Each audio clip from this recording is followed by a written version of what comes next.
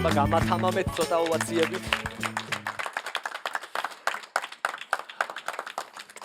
გამარჯობა, მე ვარ ნიკა ქოჩიაშვილი და ჩემი ერთი დღის შესახებ მინდა მოგიყვეთ. მაგვიძარას არ ვაყენებ ხოლმე ყოველდღიურად კრედიტ ოფიცერი მაგვიძებს. და ხასიათს მიფუჭებს. ვიცნევ გამოვდივარ გარეთ და იქვე უბნის მაღაზიაში შევდივარ, სადაც გამყიდველი არის ახალგაზრდა გოგო, აი სულ რო ტელეფონზე მესიჯობენ რა. თავიდან რო გავიცანი, მეგონა რომ მოვეწონე რა, მაგრამ მე აღმოვაჩინე რომ ეგეთია რა.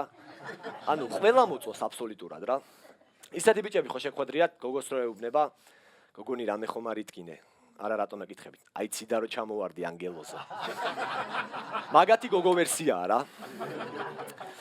რაღაცა ვიყიდე და მეუბნება ფასდაკლების ბარათი ხომ არ გაქვსო. მივხვდი რომ საუბრის წამოწყებას ცდილობდა. ანუ თქვენ შეიძლება იფიქროთ რომ ჩვეულებრივი კითხვა მაღაზიაში, მაგრამ ეს ერთი წელია ყოველდღე მეკითხება, თან იცის რომ არ მაქვს. არ ვიყავი ხასიათზე, საუბარიც არ გაუგზელე, მაგრამ ის მაინც აგრძელებდა. სიგარეტი მომეცით თქო. ჩვეულებრივი თუ ლაითიო? ჩვეულებრივი თქო. არ გვაქვსო. კარგით ლაითი მომეცით თქო. არც ლაითი არ გვაქვს და რაღაცნაირად ჩაიცინა. ვიფიქრე ალყვების საუბარში იქნებ მეც მესიამოვნოს თქო და რა ლამაზად გამოიყურებით თქო და როგორც კი გადავდგი ნაბიჯი, არ ესიამოვნა. ტაქტი იქონიეო. ეთყობა ცუდად გამომივიდათ, ბოდიშით კომპლიმენტის თქმა მინდოდა თქო. ტაქტი იქონიე თქვა.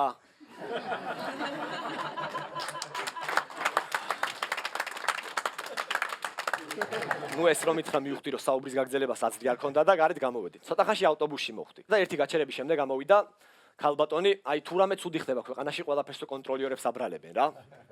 და კონტროლიორს ეუბნება ბილეთი ამიღეო. კონტროლიორი გადმომაწოდეთ თქვენი ბარათი და აგიღებთ. ხო ამიღებ, აბა რა გაქვს მეტი საქმე. ის მაინც ზრდილობიანად აგრძელებს რა, აი მოდით ქალბატონო აქ დავბრძანდი თავის ადგილს უცმობ. აი ხა გავხდი ქალბატონი, ხო?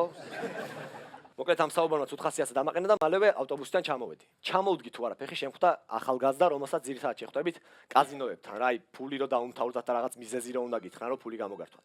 ესეც მოვიდა, მეუბნება, რომ დედა ჩემის წამლის ფულზე 5 ლარი მაკლდებაო რა. მე რო დავფიქრდი, მივხვდი, რომ ამათ ცოტა ხანში მიზეზები დაუმთავრდება და ესეთ მიზეზებზე გადავლენ. გაუმარჯოს, მაო, კაროჩე, ძველი რუსული ბაკლები რო იყოს, ქელძირიანი, ხო აზიხარ? ეგ გაიჭითა მშრალხიძე რა. просто გამისტორე რა, მაგარი მუღამი მაქვს 1-2 ლარი დამეხმარე. ან გაუმარჯოს ძმაო, ჩემ ცოლს საცვლები უნდა უყიდო რა და არის რაღაც საკითხები, რაზეც მამას ვერ შეაწუხებ და იქნება 1-2 ლარი დამეხმარე რა. ან გაუმარჯოს ძმაო, აფხაზი ბიჭი ვარ და 1-2 ლარი თუ დამეხმარები, ეს იქნება ქართველების და აფხაზების მეგობრობისთვის გადადგმული პირველი ნაბიჯი. მოკლედ კრეატივი დაუწუნი ამ ბიჭს და შესაბამისად ფულიც არ მივეცი და იქვე ჩემს მეგობარ გოგოს შეხვდი, რომელთან ერთადაც კინოთეატრში მივდიოდი.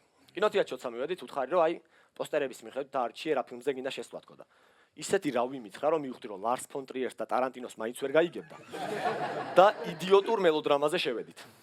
ჩემი აზრით თუ გაინტერესებთ იმისთვის რომ ხალხმა დრო და ფული დაზოგოს, თვითონ ჟანრ მელოდრამას უნდა შეეცვალოს სახელი და დაერქვას.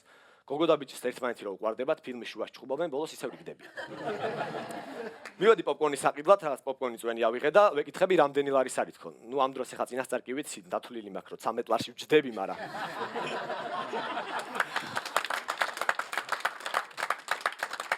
მაინც ვფიქრობ რა, გოგოსთან ერთად ვარ და ტაქსისტივით არ მომექცეს რა, უფრო მეტი არ მომთხოვოს რა. როგორც ყოველთვის ხდება ხოლმე, პოპკორნი ფილმის დაწყებამდე დამთავრდა. მიუხედავად იმისა, რომ ვიცოდი არაფერს იზამ და პროექტორი შუქს ესენი მაინც მოვითავე, ჩემი მოვალეობა შევასრულე. ნუ ცოტა ხანში გამოაცხადეს, რომ გთხოვთ გამორთოთ მობილური ტელეფონები და არ გამოიყენოთ კამერები.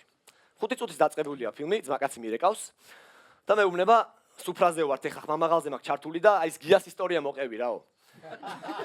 ვერ გელაპარაკები რა. კინოთეატრში ვარ ეხლა. მიდი მაგრატყვები შენ. კაროჩე გია და გელა მიდიან სათევზაოდ. და იქით ატყდა სიცილი რა, ანუ ეს რა სიტუაცია იცით, აი 1000 ჯერ ვაქვთ ეს ისტორია მოსმენი და წინასწარ რო ეცინებათ დასასრულზე. გავთიშე თუ არა ტელეფონი, რაღაცა მზერა ვიგრძენი და გავიხედე მარცხნივ და დამაწყვებარენ ფეხები თავზე სახით გოგო მიყურებდა. მივხვდი ჩემ დანაშაულს და არაფერი არ მithქვამს. მოკლედ დღის დანარჩენი ნაწილი ამ გოგოსთან ერთად ისეთივე მოსაწყენი იყო როგორც ფილმი და შესაბამისად უთხარი მალევე დავიშალეთ სახლში წამოვედი. უკვე სახლთან ვიყავი მოსული და ბიჭები შემხვდნენ როგორ იცით, აი 24 საათი იმას რო იძახიან, ჩვენ არ უნდა გქონდეს ფული მაგის დედავატირე და